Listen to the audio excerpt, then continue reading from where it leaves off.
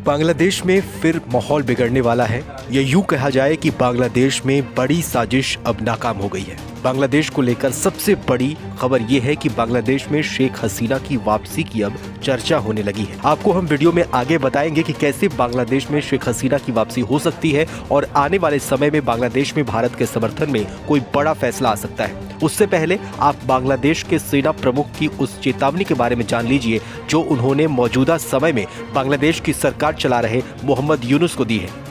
एक कार्यक्रम में बांग्लादेश के सेना प्रमुख वकार उज्जमान ने कहा कि मैं आपको चेतावनी दे रहा हूं, बाद में ये मत कहना कि मैंने आगाह नहीं किया। नेता आपस में उलझना बंद करें, इससे आने वाले समय में देश को बड़ा खतरा हो सकता है। बांग्लादेश के सेना प्रमुख क्यों ऐसा कह रहे हैं वो भी समझिए। दरअसल बांग्लादेश तेजी से अराजकता की तरफ आगे बढ़ रहा है। शेख हसीना को हटाने के लिए जो कट्टरपंथी कभी एक साथ आ गए थे, अब उनमें ही सत्ता को पाने के लिए संघर्ष शुरू हो गया है और इसी को लेकर सेना प्रमुख ने चेतावनी भी दी है।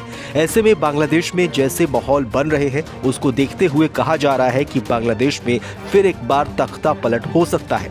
खास बात यह भी है कि बांग्लादेश में तेजी से सेना के खिलाफ भी आवाजें उठने लगी है। बांग्लादेश की सरकार चला रहे मोहम्मद यूनुस चुनाव करवाने की बात तो कई महीनों से कर रहे हैं, लेकिन चुनाव करवा नहीं पा रहे हैं, जिसके बाद सेना प्रमुख भी अंदेशा लगा रहे हैं कि बांग्लादेश की सरकार यूनुस नहीं चला रहे हैं बल्कि दूसरे देशों की तरफ से इसमें इंटरफेयर किया जा रहा है। खास बात यह भी है कि बांग्लादेश में राजनीतिक माहौल बिगड़ने के पीछे अमेरिका और पाकिस्तान की ISI का हाथ था। जब से शेख हसीना का तख्ता पलट हुआ और शेख हसीना ने बांग्लादेश छोड़ा, पाकिस्तान की खुफिया एजेंसी ISI बांग्लादेश में अपनी प्लानिंग में जुट गई। ISI के एजेंट से समझे जाने वाले जमाते इस्लामी के लोग बांग्लादेश की अंतरिम सरकार में पैठ बनाए हुए हैं।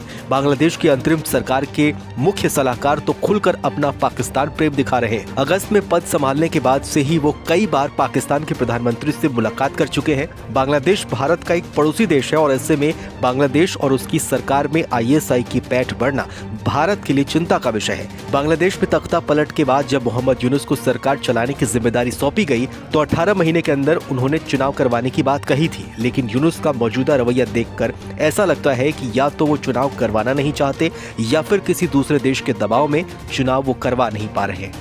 गर्मियों की छुट्टी होने वाली थी, मेरे पापा आने वाले थे तो हम लोग सभी खुश थे। तो मैं एक बेड पे चढ़ के डांस कर रहा था, लेकिन वो पहले ही आ गए। फ्रीज